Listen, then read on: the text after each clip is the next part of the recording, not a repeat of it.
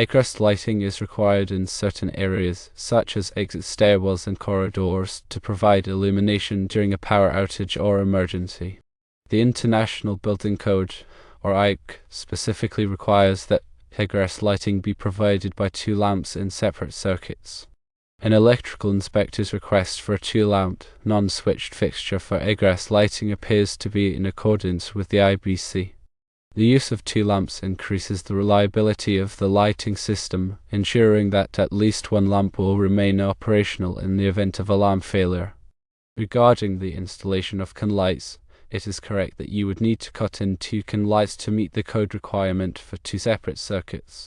This is because typically each can light is connected to its own electrical circuit. However, there are some recessed lighting fixtures available that allow you to install two lamps on a single fixture. These fixtures typically have two separate sockets and a ballast that can accommodate two fluorescent or light-emitting diode lamps.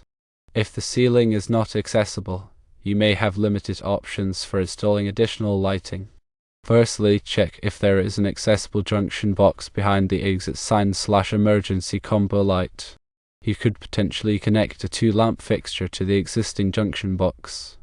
Secondly, install a surface-mounted two-lamp fixture on the ceiling, either above or adjacent to the exit sign/emergency combo light. Thirdly, use a recessed lighting fixture with a remote driver that can be mounted in an accessible location such as an attic or crawl space.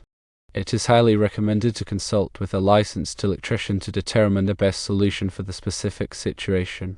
They can assess the accessibility issue and recommend appropriate lighting options that meet the code requirements.